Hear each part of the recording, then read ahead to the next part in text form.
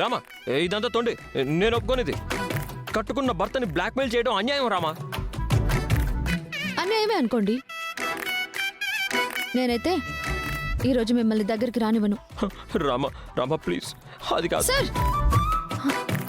నేను ఒకసారి చెప్పానుగా.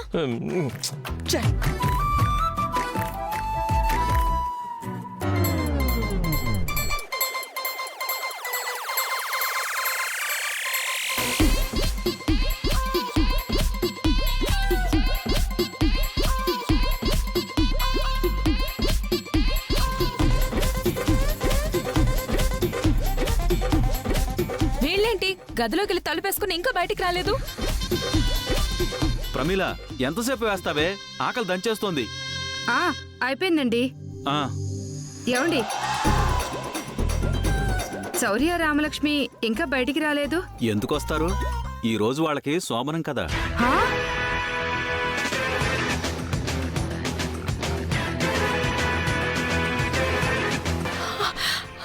శోభనమా? అంకుల్ ఏం మాట్లాడుతున్నారు? ఇంట్లో ఇంత జరుగుతుంటే మీరేం చేస్తున్నారు? నాకేం తెలుసు ఈయన ఎంత పని చేస్తాడని. తండ్రి కొడుకులు మాట్లాడుకుని ఏర్పాటు చేసుకున్నట్టున్నారు. అందుకని తదాస్తు అని దీవిస్తారా ఏంటి? ఏదో ఒకటి చేసి వాళ్ళని బయటికి రప్పించాలి కదా. కదా? ఎలా?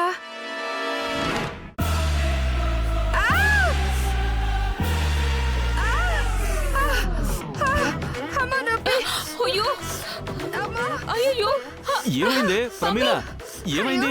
చెయ్యికేమైంది?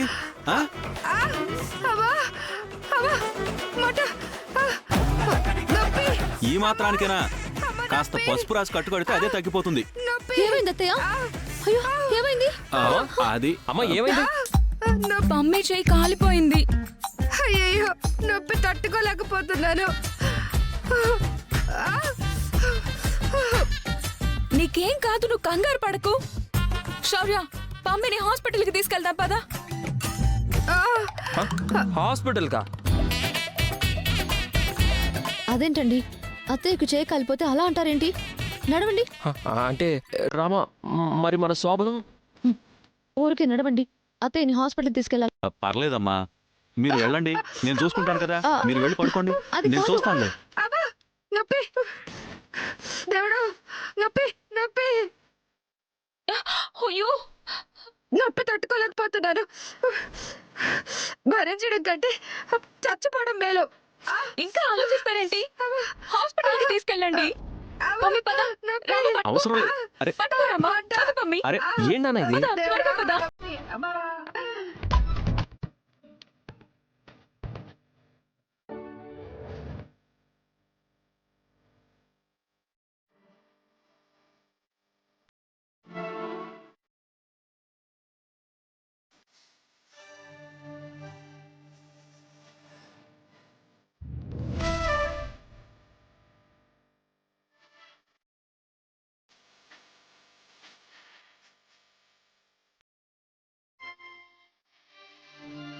ఒకరికొకరంటే అర్థం ఇదా? ఏది? వీడి గాయాలకి నేను రాస్తున్నాను, నా గాయాలకి మీరు మందు రాస్తున్నారే, అది. భగవంతుడు అలా రాసినప్పుడు రాసుకోవాలిగా. తెలుసులేండి, ముందు మీరు మందు సరిగ్గా రాయండి. మందు రాయాల్సింది వెనక కదే. అబ్బా, అదేలేండి. దెబ్బ తగిలిన చోట తప్ప మీరు ఎక్కడెక్కడ రాస్తున్నారు మందు. నేను ఇక్కడ తగిలాను అని దెబ్బ ఏమన్నా చెప్తుందా? నీ నొక్కిన చోట నువ్వు అబ్బా అని అంటే అదే దెబ్బ అనుకుని నేను మందు రాస్తా. అబ్బా, ఇంకా నేను నొక్కలేదే.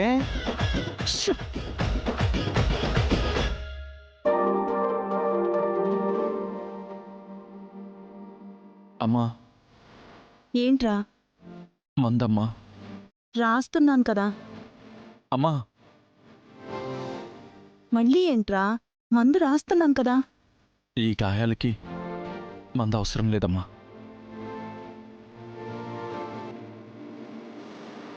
నా గుండెల్లో అయిన గాయానికి మందు కావాలి.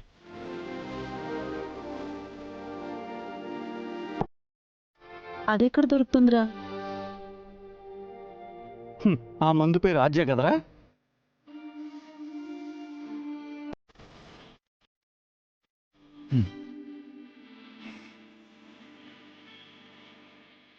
నాకు ఆద్య కావాలమ్మా. అదేమైనా చందమామట్రా అద్దంలో చూపించడానికి? నేను వద్దు అనుకుంటుంది కదా, దానికోసం ఏడుస్తావేంట్రా పిచ్చోడ్లాగా? ఏడిస్తే గీడిస్తే నీ అమ్మను చేసినందుకు నేను ఏడవాలరా? నన్ను చేసుకున్నారు కాబట్టే ఇల్లరికం వచ్చి ఒళ్ళు కదలకుండా కూర్చుని తింటూ సుఖపడుతున్నారు. సుఖపడుతున్నమాట వాస్తవమే గాని ఈ జీవితానికే ఏ సుఖం లేకుండా పోయింది. నాన్న, అమ్మా, నా బాధను అర్థం చేసుకోండి. ఏంట్రా అర్థం చేసుకునేది? అది నీకు కరెక్ట్ కాదురా. పోతే పోని. నేను తన్ని ప్రేమించానమ్మా. అది నువ్వు చేసిన మొదటి తప్పురా. పెళ్లి కూడా చేసుకున్నాను. అదే నువ్వు చేసిన ఆఖరి తప్పవ్వాలి. అమ్మా, అవునరా, గాలికి పోయే కంపెనీ కాలికి తగిలించుకున్నట్టు దాని మెడలో తాళి కట్టేసి నా పెళ్ళామన్నావు. ఏనాడైనా అది నిన్ను మొగుడుగా చూసిందా? అసలు దగ్గరకు రానిచ్చిందా? అలా మొదలైన జీవితాలే తర్వాత అందంగా ఉంటాయమ్మా. కరెక్ట్. ఆ విషయం ఈ బుర్రకి అర్థం కాదురా. మీరుండండి. ఏంట్రా అందంగా ఉండేది? చూసావు కదా, పెళ్ళామనే హక్కుతో మీద చెయ్యేసినందుకు విడాకులు కావాలని కోర్టు మెట్లెక్కింది కదరా అది. కోర్టు మెట్లు ఎక్కలేదు కదే.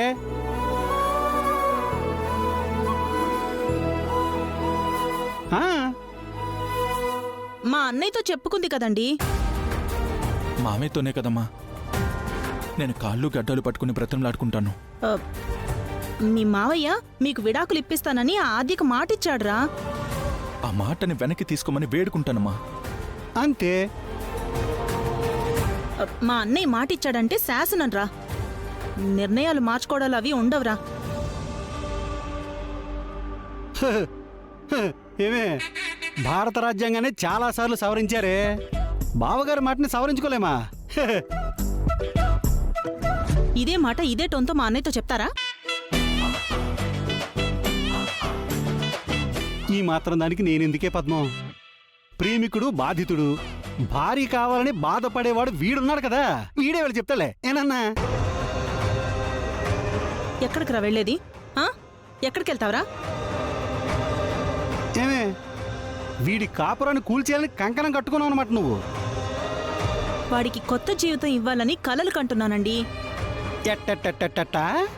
ఎట్టెట్టెట్టెట్ట ఏంటి? నా కొడుక్కేం తక్కువ? ఆ ఆద్య పోతే ఇంకెవరు రారా ఏంటి? కోట్లు కట్నం తెచ్చే కోడల్ని తెచ్చుకుంటాను. పెళ్ళైన మొదటి రాత్రి వీళ్ళకి శోభను ఏర్పాటు చేస్తాను. ఏమనుకుంటున్నారు? ఆడపిల్లలంతా ఆ ఆద్యలాగా పొగరెక్కి ఉంటారా ఏంటి? అమ్మా, ఆ పొగరే ఆద్యకి అందమమ్మా. అలాంటి అందగత్తెల్ని నీకోసం క్యూలో నిలబెడతాన్రా. అందం, చందం, చదువు, సంస్కారం అన్నీ తెలిసిన పిల్లని తెచ్చుకుంటాను. నువ్వేం దిగులు పడకు, నేనున్నాను కదా.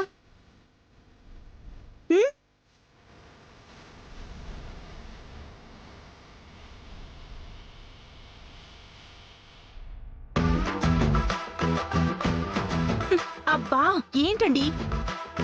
ఏమే పద్మం, నీ కొడుకు మీద నువ్వు చూపిస్తున్న మమకారం చూస్తుంటే నాకు ఆనందం పెడేల్ మన తనుకొస్తుంది.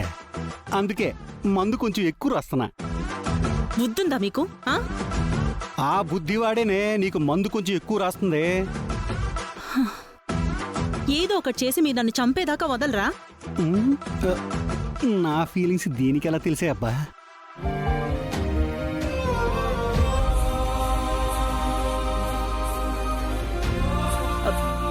నాన్న, నీ మంచి కోరుకునేదాన్ని. నేను చెప్తున్నాను, నా మాట వినరా? మీ మావయ్య మీకు విడాకులు ఇప్పిస్తానన్నాడు కదా, నువ్వు త్వరగా వెళ్ళి ఆ పనేదో త్వరగా అయ్యేలా చూడు. నీ భవిష్యత్ నేను చూసుకుంటాన్రా. ఆ ఆద్యం మనకి వద్దురా.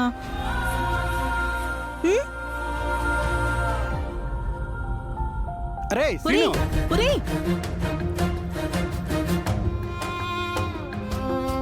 ఏమే నీ స్వార్థం కోసం వాడి ప్రేమను చంపుకోమంటావా? కళ్ళు పోతాయే. అయినా పర్వాలేదు, ఆ ఆద్య మాత్రం వీడి జీవితంలో ఉండకూడదు.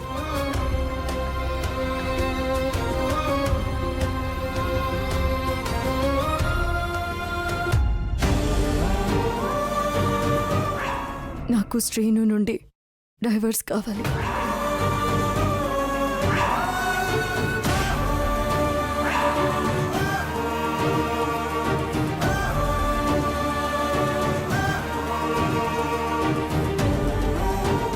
ఏమండి,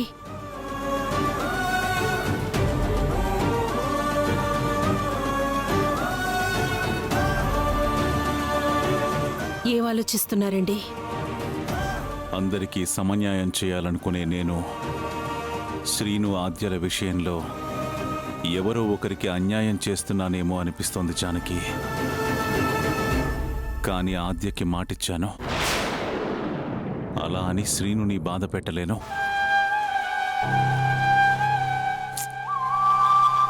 ఏం చేయాలో తోచట్లేదు జానకి.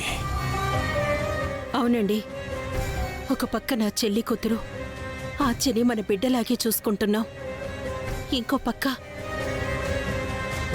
మీ చెల్లి కొడుకు సీనుని మన బిడ్డలాగే చూసుకున్నాం. ఇద్దరి బాధ్యత మనదే. కలిసి ఉండమంటే ఆద్య ఒప్పుకోదు, విడిపోమ్మంటే సీను ఒప్పుకోలేడు. దీనికి ఆ దేవుడే సరైన పరిష్కారం చూపించాలి.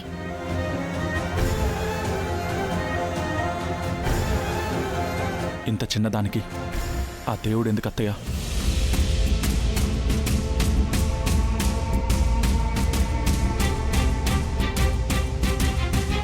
నేను పరిష్కారంతోనే వచ్చాను.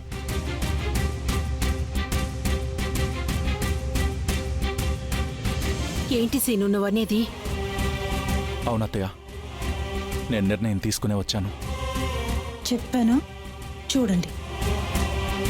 ఏంటా నిర్ణయం? నేను ఆద్యని ప్రేమించడం నిజం, మా పెళ్లి నిజం. కాకపోతే నేను ఆద్య మెళ్ళలో బలవంతంగా తాళి కట్టడం మాత్రం తప్పు.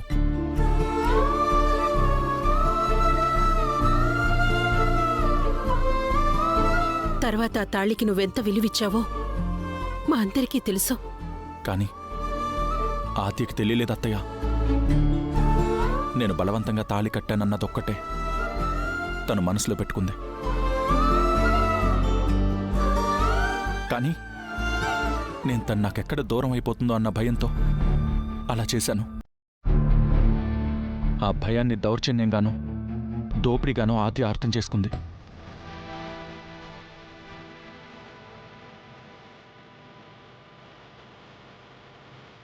అందుకేనేమో నా ఇష్టాన్ని రవ్వంత కూడా భరించలేక కష్టపడిపోతుంది.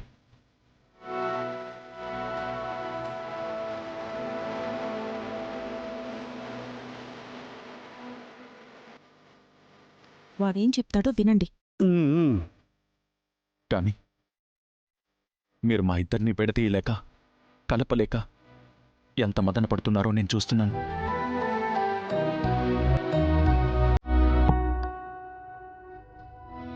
తనిక్కడ ఉండాలి అంటే విడాకులు కావాలని తెగేసి చెప్పింది. చెప్పానా వాడు చెప్పడే అని? నా కొడుకే వాడు. తప్పో ఒప్పో కాని తాళి కట్టిన నేను, కట్టించుకున్న తను, ఇద్దరం సమాజం దృష్టిలో భార్యాభర్తలమే. మామయ్య, ఎంతోమందికి మీరు న్యాయం చెప్పారు. ఏ సమస్య వచ్చినా మీరు పరిష్కరించారు. అలాంటి మీరే దగ్గరుండి మమ్మల్ని వేరు చేశారన్న అపవాదం మీకొద్దు మామయ్య.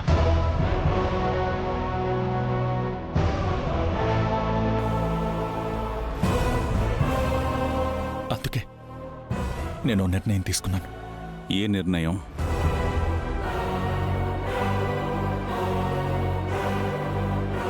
నేను ఇక్కడ ఉండకూడదనుకుంటున్నాను.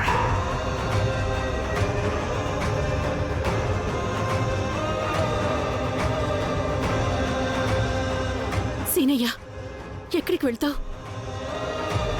అందరికీ దూరంగా. అర్థమయ్యేలా చెప్పు సీను. శాశ్వతంగా మీ అందరికీ దూరంగా వెళ్ళిపోవాలనుకుంటున్నాను.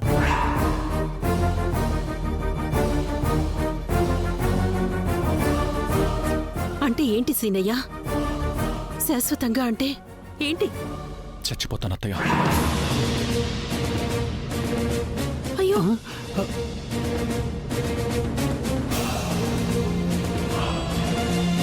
నేను లేకపోతే తను సంతోషంగా ఉంటానంటుంది. కానీ తను నా జీవితంలో లేకపోతే నేను అసలు ప్రాణాలతోనే ఉండలేను అత్తయ్య. ఏం మాట్లాడుతున్నావో నీకైనా అర్థమవుతుందా? బాగా ఆలోచించే ఈ నిర్ణయం తీసుకున్నాను మావయ్య.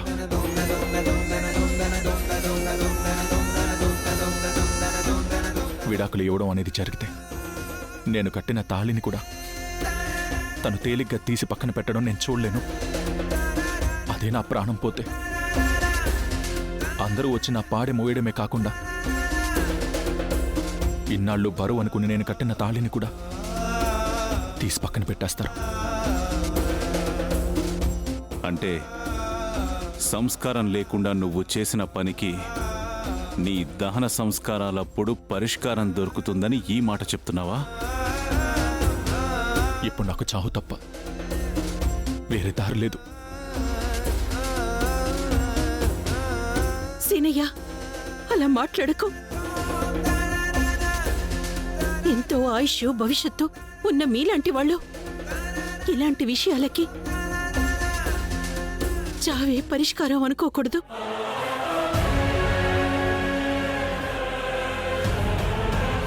నా మాట విను. నువ్వు నిబ్బరంగా ఉండు. ఇలాంటి పిచ్చి ఆలోచనలు మానేసేయ్. ఈ విషయంలో నా నిర్ణయం మారదు.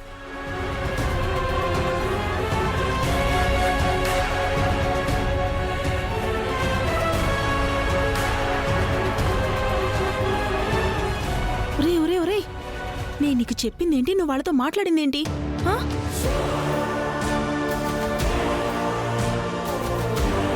ఒరే ఏంటంటే వీడు ఏం మాట్లాడు? వాడు మాట్లాడడం లేదంటే నీ మాటలకి అర్థం లేదని అర్థం. అది నీ మొద్దు మొహానికి అర్థం కాదులే.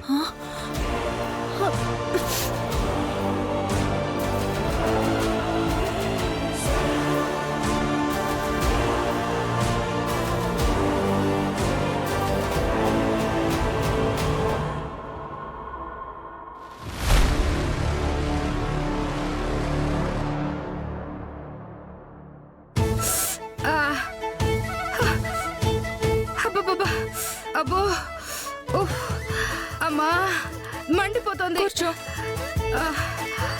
అబ్బబ్బబ్బా, అయ్యో, చెయ్యి కాలినప్పుడు మొదలు పెట్టావు. కట్టు కట్టించుకుని ఇంటికి కూడా వచ్చామే. ఇంకా చాలా ఆపు. కుయ్యో మొర్రో అని మూలుగుతూనే ఉన్నావు. చెయ్యి మండి నేను ఏడుస్తుంటే ఒళ్ళు మండే మాటలు మాట్లాడకండి. అమ్మా, అది కాదు ప్రమీల.